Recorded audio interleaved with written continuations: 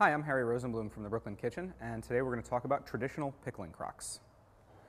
There's a lot of different types of crocks, from traditional American, which are just these straight-sided ones in front of me, to more traditional German style, and all of these can be used to preserve all the fantastic produce that is starting to become available now that it's spring here in the Northeast, and that you want to be able to preserve. If you buy a bunch of cucumbers, they're just going to rot, but if you pickle them, they'll last for months. So sauerkraut really is the gateway pickle. All of the water you need to make your brine is contained in the cabbage itself, and we're going to use salt to draw that out. First, I'm going to remove the exterior leaves. Then I'm going to just cut the bottom off. It's a pretty small head, so I'll just cut this guy in half. And I'm going to slice this up on the board.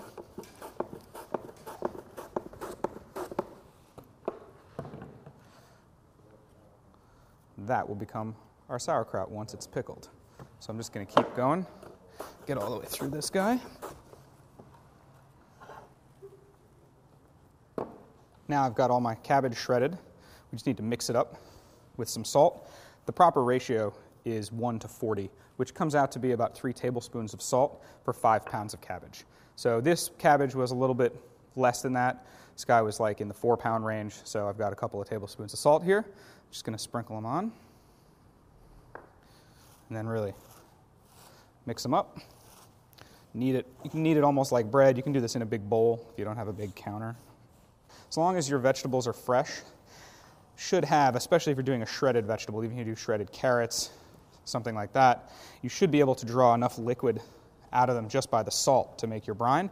If not, what you want to make is at least about between a 5 and 7% brine solution, and then you just want to pound this guy down in there, get him down nice and tight.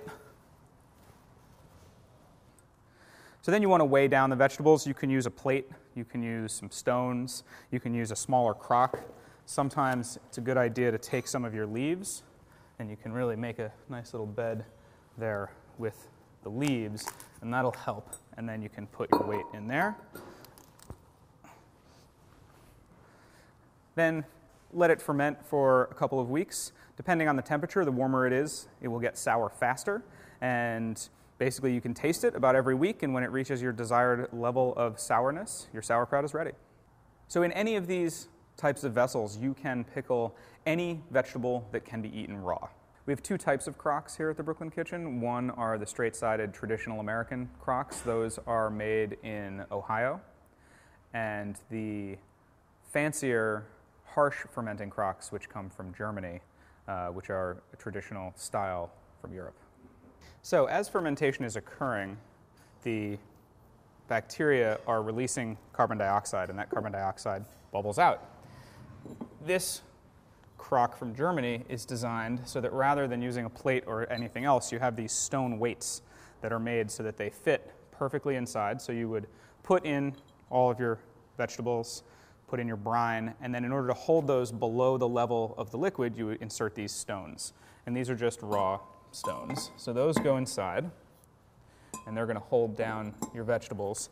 And then this lid has been engineered so that you've got basically like a moat or a trough here, and that's going to create an airlock so you don't have to skim. You will not be getting any formation of mold on the top of your pickles because you pour water in here, and then all that carbon dioxide is just going to bubble out. And since carbon dioxide is heavier than air, what will happen is any headspace in the crock will be filled with carbon dioxide, thus continuing to be an anaerobic environment, so no mold can grow because there's no oxygen. We sell a number of fermented pickle items here at the Brooklyn Kitchen. That's our house sauerkraut in the glass bowl in front. We also have our house fermented dill pickles made from cucumbers. We sell a couple different kinds of kimchi, including the mother-in-law's kimchi, and then we have some lacto-fermented carrots and ginger.